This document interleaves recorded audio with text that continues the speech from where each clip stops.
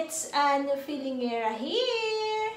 Guys, kung makikita nyo, meron tayo dito mini bar refrigerator. Ezy ang brand. This brand is made in the Philippines by Ezy Asia Pacific Incorporated. So, ayan, bumili ako guys kasi kailangan ko na. And ngayon guys, titignan natin kung okay ba to. But, actually guys, okay siya kasi in my previous, tinitirhan ko before, bumili din kami na to. And, matagal talaga siya guys. And, naibenta pa namin siya nung kami ay umalis dun sa unit. Naibenta pa namin siya nang hindi kami lugi. I mean, sakto lang siya. Kasi for 2 years na namin siyang nagamit, pero hindi pa rin kami lugi doon sa naibenta namin na price. So, ngayon, ang price na to is, siya ay before 5,990 pesos. But now, it's 4,990 pesos. So guys, open natin and i-check natin kung ano ba yung mga feature ng mini bar refrigerator nito. Oh, delicado! It's delicado!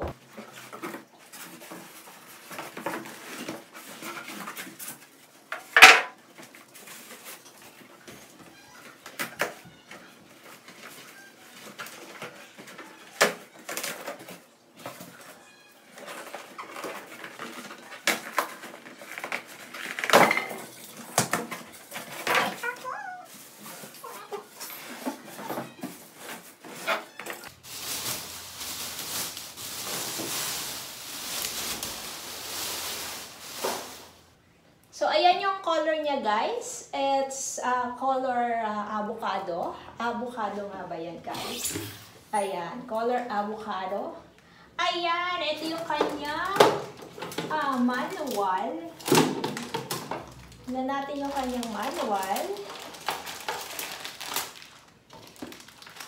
At syempre, meron siyang pwedeng gawan ng ice. Ayan. And ito yung kanyang tray. Here is the ice making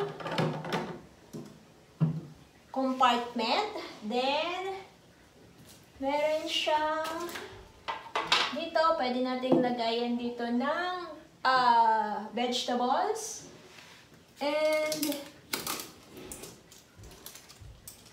pwede din dito sa taas. Pwede naman dito sa taas ang fruits. Ayan. Fruits naman sa taas. Meron siyang adjustable shelf.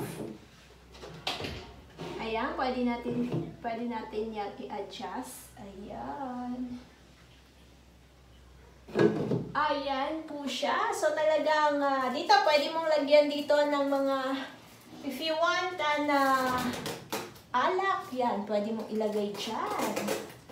Dito, pwede na, syempre, chocolate. Ayan. Tanggalin natin yung plastic. So, talagang, ano lang siya, guys. Mini lang talaga siya. So, maliit lang talaga siya. Pang-isahan lang talaga. Guys, isasaksak natin para mamaya malaman natin kung lalamig pa yung ating ilalagay sa loob.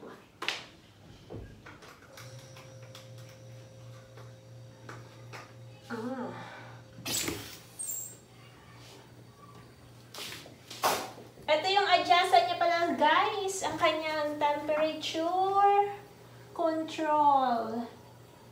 So, bakit siya ay so, i-try lang natin yung cold. Okay. Ayan guys, na-feel ko na ang lamig. So, ito guys, ilalagay natin kasi bumili ako ng pork. So, ilalagay natin dito. Instead na ice, ang ating ilalagay, etong pork na lang. Lagay natin dyan.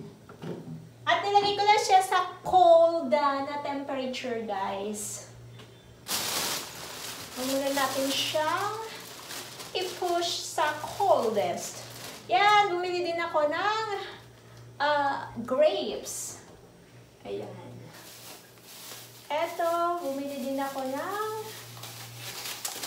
ilalagay natin. Lagyan na natin siya ng laman.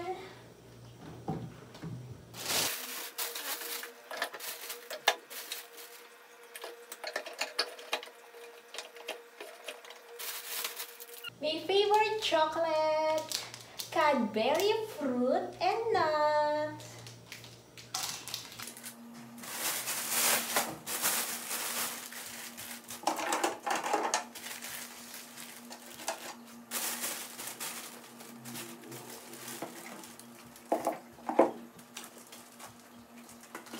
Okay guys, so ngayon, yan muna. Then, lalagyan natin ng, ito-try natin na lagyan to ng ice kung mabubuo to. So, yan. So, ngayon, yan muna ang laman ng aking ref kasi hindi ko pa nagagawa yung iba kung dapat ilagay dyan. Ayan. So, ito, lagyan natin ng water para check natin kung talagang mamumuo siya.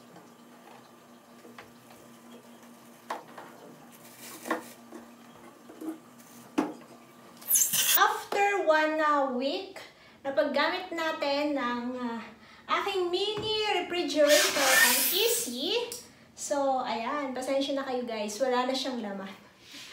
Kasi every week akong namimili. So, ayan. Magdi-defrost kasi ako today guys. So, kung makikita nyo, eto na. So, ayan. After 1 week, so yung mayroon siyang part, guys, na mayroon siyang, ayan, nakikita nyo ba? So, ayan, mayroon siyang buo yung ice. Kasi ngayon ay i-defrost ko siya kasi medyo marami na siyang ice na nabuo. So, i-defrost ko siya later. At atin na siyang lalagyan ulit ng ibang laman. So, for the whole week na laman ulit. So, for now guys, okay naman siya. Okay naman siya. And, ayun, lumalamig naman. So, ayan. At saka ano nga lang siya, yun nga, dahil mini ref siya, konti lang yung malalagay. Pero at least kahit papano, makakatulong siya for the whole week mong pagkain para hindi ka na lumabas-labas. So guys, ayan ang aking review para sa Ezy brand ng mini refrigerator. And, nasa paggamit din naman kasi yan guys. So, ayun. And for now, yung kuryente ko okay naman. Medyo, hindi naman ganun yung taas ng kuryente ko. Yung pag-increase ng kuryente ko. Unlike before na wala akong ref. So, ayan siya guys. So, ayan. Bili na kayo.